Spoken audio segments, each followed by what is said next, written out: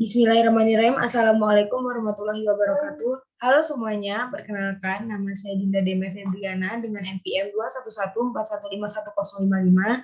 Saya merupakan mahasiswi jurusan Kehutanan Fakultas Pertanian Universitas Lampung tahun 2021. Di sini saya akan mempresentasikan hasil PowerPoint saya dengan judul Peranan Pancasila dalam Menjaga Kerukunan Beragama di Indonesia.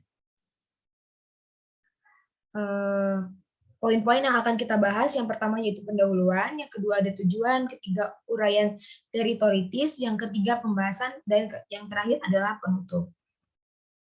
Mari kita bahas bab yang pertama yaitu pendahuluan. Pancasila. Pancasila merupakan sumber nilai dalam kehidupan bermasyarakat, berbangsa, bernegara bagi bangsa Indonesia. Seluruh tatanan kehidupan masyarakat, bangsa, dan negara menggunakan Pancasila sebagai moral atau norma dan tolak ukur tentang baik buruk, benar salahnya sikap, perbuatan, dan tingkah laku warga masyarakat bangsa Indonesia. Bangsa Indonesia merupakan bangsa yang plural, baik dari segi etnis, bahasa, agama, suku, ras, adat, dan lain sebagainya. Akan tetapi, tak semua masyarakat menyadari akan perbedaan tersebut dan kemajemukan bangsa Indonesia. Sehingga yang terjadi adalah timbulnya berbagai konflik di berbagai daerah yang disebabkan oleh SARA.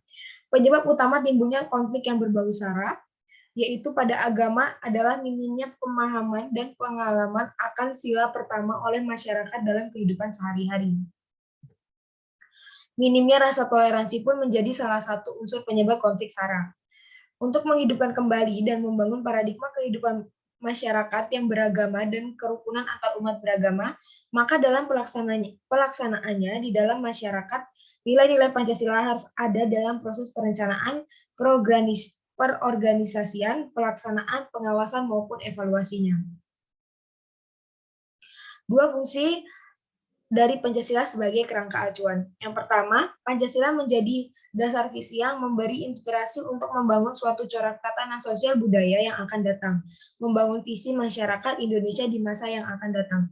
Kedua, Pancasila sebagai nilai-nilai dasar menjadi referensi kritik sosial budaya. Peranan dari Pancasila yang jauh lebih besar adalah Pancasila sebagai paradigma pembangunan bangsa, mulai dari pembangunan, pendidikan, ideologi, politik, ekonomi, sosial budaya, ketahanan nasional, hukum, ilmu, dan teknologi, hingga kehidupan beragama. Bab yang kedua yaitu tujuan. Adapun tujuannya adalah sebagai berikut, untuk membangun peranan Pancasila dalam menjaga kerukunan beragama di Indonesia. Bab yang ketiga yaitu uraian teoritis. Sila Ketuhanan Yang Maha Esa. Menurut Dwi Siswoyo tahun 2008, untuk paradigma pembangunan kehidupan beragama sangat berkaitan erat dengan Pancasila. Sila yang pertama yaitu Ketuhanan Yang Maha Esa. Berikut uraiannya dan penjelasannya. Yang pertama, merupakan bentuk keyakinan sebagai hak yang asasi yang berpangkal dari kesadaran manusia sebagai makhluk Tuhan. Yang kedua, negara menjamin kebebasan setiap penduduk untuk beribadah menurut agama dan kepercayaannya masing-masing. Yang ketiga, tidak boleh melakukan perbuatan yang anti ketuhanan dan anti kehidupan beragama. Dan yang terakhir, mengembangkan kehidupan toleransi baik intern umat beragama, antar umat beragama, maupun kerukunan antar umat beragama dengan pemerintah. Sila Ketuhanan Yang Maha Esa dapat dijabarkan dalam beberapa poin penting atau biasa disebut dengan butir-butir Pancasila, yaitu yang pertama, yang pertama bangsa Indonesia menyatakan kepercayaan dan ketakwaannya kepada Tuhan Yang Maha Esa serta tidak memaksakan suatu agama dan kepercayaan terhadap orang lain. Kedua, manusia Indonesia percaya dan takwa terhadap Tuhan Yang Maha Esa sesuai dengan agama dan kepercayaannya masing-masing menurut dasar kemanusiaan yang adil dan beradab. Yang ketiga, mengembangkan sikap hormat, menghormati, dan bekerja antar pemeluk agama dengan penganut kepercayaan yang berbeda-beda terhadap Tuhan Yang Maha Esa serta membina kerukunan hidup di antara sesama umat beragama dan kepercayaan terhadap Tuhan Yang Maha Esa. Yang keempat, agama dan kepercayaan terhadap Tuhan Yang Maha Esa adalah masalah yang menyangkut hubungan pribadi manusia dengan Tuhan Yang Maha Esa, juga mengembangkan sikap saling menghormati, kebebasan menjalankan ibadah sesuai dengan agama dan kepercayaannya masing-masing. 3 model kerukunan hidup untuk senantiasa memelihara dan mewujudkannya. Yang pertama, Kerukunan hidup antar umat seagama. Yang kedua, kerukunan hidup antar umat beragama. Dan yang terakhir adalah kerukunan hidup antar umat beragama dan pemerintah.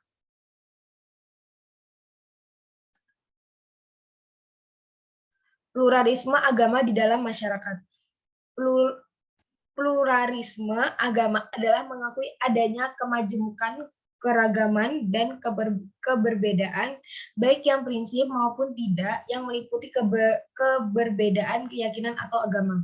Yang kedua, konsekuensi dari pluralitas agama adalah kewajiban untuk mengakui sekaligus menghormati agama lain, sehingga sikap keagamaan yang perlu dibangun dalam menghadapi pluralitas agama adalah prinsip kebebasan dalam memeluk suatu agama. Yang ketiga, pluralitas merupakan realitas hidup manusia dan keberadaannya tidak bisa dianulir. Untuk membangun perdamaian, adanya kesadaran pluralisme agama merupakan hal yang mutlak. Hal-hal yang harus dilakukan untuk menebarkan kesadaran pluralisme agama di masyarakat adalah: pertama, sosialisasi kesadaran pluralisme agama harus ditebarkan pada berbagai elemen yang ada di masyarakat. Kedua, melakukan penguatan kesadaran pluralisme agama tidak hanya dalam bentuk formal yang dilembagakan seperti atas nama lembaga kajian. Tiga, menurut Hamdan Farhan tahun 2005, membuat tema dan program pluralisme agama yang akrab dengan kehidupan masyarakat di mana kita tinggal. Kerukunan umat beragama di Indonesia. Kerukunan umat beragama adalah suatu bentuk sosialisasi yang damai dan tercipta berkat adanya toleransi agama. Kerukunan umat beragama bertujuan untuk memotivasi dan mendinamisasikan semua umat beragama agar dapat ikut serta dalam pembangunan bangsa dan menjadi hal yang sangat penting untuk mencapai sebuah kesejahteraan hidup di negeri ini. Ada 3 kerukunan umat beragama, yaitu sebagai berikut. Yang pertama, kerukunan intern umat beragama. Pertentangan di antara pemeluk agama yang bersifat pribadi jangan mengakibatkan perpecahan di antara pengikutnya. Persoalan intern umat beragama dapat diselesaikan dengan semangat kerukunan atau tenggang rasa dan kekeluargaan. Kerukunan antar umat beragama. Yang pertama, keputusan Menteri Agama nomor 70 tahun 1978 tentang pensiaran agama sebagai rule of game bagi pensiaran dan pengembangan agama untuk menciptakan kerukunan hidup antar umat beragama. Yang kedua, pemerintah memberi perintah, pedoman, dan melindungi kebebasan pemeluk agama dan melakukan ibadah menurut agamanya masing-masing. Ketiga, keputusan bersama Mendagri dan Kemenak nomor 1 tahun 1979 tentang tata cara pelaksanaan pensiaran agama dan bantuan luar negeri bagi lembaga keagamaan di Indonesia. 3. Kerukunan umat beragama dengan pemerintah. Pertama, semua pihak menyadari kedudukannya masing-masing sebagai komponen Orde Baru dalam menegakkan kehidupan berbangsa dan bernegara. Kedua, antara pemerintah dengan umat beragama ditemukan apa yang saling diharapkan untuk dilaksanakan. Ketiga, pemerintah mengharapkan 3 prioritas umat beragama dan diharapkan partisipasi aktif dalam yang pertama ada pemantapan ideologi Pancasila, kedua pemantapan stabilitas dan ketahanan nasional, dan yang terakhir adalah kesuksesannya pembangunan nasional.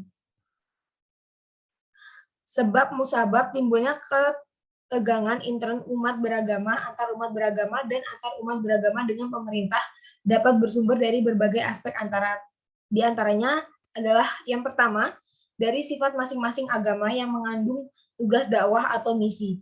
Yang kedua, kurangnya pengetahuan para pemeluk agama akan agamanya sendiri dan agama pihak lain. Yang ketiga, minimnya rasa menghargai antara pemeluk agama lain, sehingga kurang menghormati bahkan memandang agama lain rendah. Keempat, kaburnya batas antar sikap memegang teguh keyakinan agama dan toleransi dalam kehidupan bermasyarakat. Kelima, kecurigaan masing-masing akan kejujuran pihak lain maupun antar umat beragama dengan pemerintah. Dan menurut Aja Sudrajat tahun 2008, kurangnya saling pengertian dalam menghadapi masalah perbedaan pendapat. Menghadapi konflik agama yang terjadi di Indonesia dan sesuai prinsip-prinsip kerukunan hidup beragama di Indonesia, kebijakan umum yang harus dilaksanakan adalah sebagai berikut. Yang pertama, kebebasan beragama tidak membenarkan menjadi orang lain yang telah menganut agama tertentu menjadi sasaran propaganda agama lain. Kedua, menggunakan bujukan berupa memberi uang, pakaian, makanan, dan lainnya supaya orang lain pindah agama adalah tidak dibenarkan. Ketiga, penyebaran pamflet, majalah, buletin, dan buku-buku dari rumah ke rumah umat beragama lain adalah terlarang. Keempat, pendirian rumah ibadah harus benar-benar sesuai dengan kebutuhan umat dan dihindarkan timbulnya keresahan penganut agama lain karena mendirikan rumah ibadah di daerah pemukiman yang tidak ada penganut agama tersebut. Kelima, sasaran pembangunan bidang agama adalah terciptanya suasana kehidupan beragama dan kepercayaan terhadap Tuhan Yang Maha Esa yang penuh keimanan dan ketakwaan, serta kerukunan yang dinamis antara umat beragama. Yang bab ketiga yaitu pembahasan. Konflik yang disebabkan oleh agama memegang kerap terjadi konflik yang disebabkan oleh beberapa faktor, yaitu yang pertama karena tidak adanya keampuhan Pancasila dan Undang-Undang Dasar 1945 yang selama ini menjadi pedoman bangsa dan negara kita mulai goyang dengan adanya amandemen UUD tahun 45 dan upaya merubah ideologi negara kita ke ideologi agama tertentu. Kedua, kurangnya rasa menghormati baik antar pemeluk agama satu dengan agama yang lainnya ataupun sesama pemeluk agama.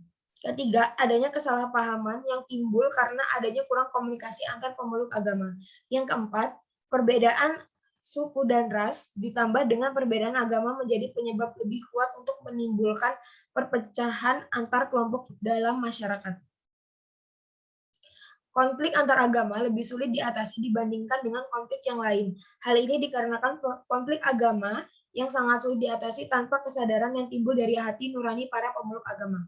Konflik antar agama dapat meninggalkan bekas yang mendalam, dan tidak seorang pun dapat bersikap netral dalam mengatasi konflik tersebut. Sedangkan konflik suku dapat didamaikan secara adat, dan konflik karena kepentingan politik bisa diatasi dengan memberi konsensi. Solusi dari konflik antar umat beragama yang terjadi di Indonesia antara lain yang pertama meningkatkan pemahaman dan pengalaman sila ketuhanan Yang Maha Esa. Kedua, dialog antar umat beragama. Ketiga, meningkatkan rasa toleransi. Keempat, menumbuhkan kesadaran bahwa masyarakat terdiri dari berbagai pemeluk agama yang berbeda. Kelima, menjalin kontak dengan agama lain. Keenam, informasi yang adil tentang agama lain. Yang ketujuh, sikap pemerintah seperti negara Pancasila yang tidak memperlakukan umat-umat beragama dengan berat sebelah. Kedelapan, menurut Hamdan Farhan tahun 1999, pendidikan yang tidak hanya mempertemukan beberapa anak pemeluk agama yang berbeda-beda, namun juga mencerahkan pikiran dan memungkinkannya untuk membuka diri terhadap orang lain. Kesembilan, segala macam bentuk ketidakadilan struktural agama harus dihilangkan atau dibuat seminim mungkin. Kesepuluh, saling mentautkan hati di antara umat beragama. 11, perlu dikembangkan adanya identitas bersama. Ke-12, yaitu kesenjangan sosial dalam agama harus dibuat seminim mungkin. Bab yang terakhir yaitu penutup, kesimpulan dan saran. Kesimpulan, terdapat dua kesimpulan yang saya ambil. Yang pertama yaitu Pancasila sebagai paradigma, artinya nilai-nilai dasar Pancasila secara normatif menjadi dasar kerangka acuan dan tolak ukur segenap aspek pembangunan nasional yang dijalankan di Indonesia. Yang kedua, untuk membangun perdamaian, adanya kesadaran pluralisme agama merupakan hal yang mutlak. Kerukunan umat beragama adalah suatu bentuk sosialisasi yang damai dan tercipta berkat adanya toleransi agama. Berikutnya saran. Sini saya mendapatkan dua saran, yaitu yang pertama menjadikan Pancasila terutama sila pertama ketuhanan Yang Maha Esa sebagai fondasi dalam paradigma pembangunan kehidupan beragama. Yang kedua, kerukunan antar umat beragama di Indonesia harus ditingkatkan sehingga meminimalisir terjadinya konflik antar umat beragama di Indonesia. Sekian presentasi dari saya. Bila ada kekurangan saya mohon maaf. Wabillahi taufiq wal hidayah. Wassalamualaikum warahmatullahi wabarakatuh. Terima kasih.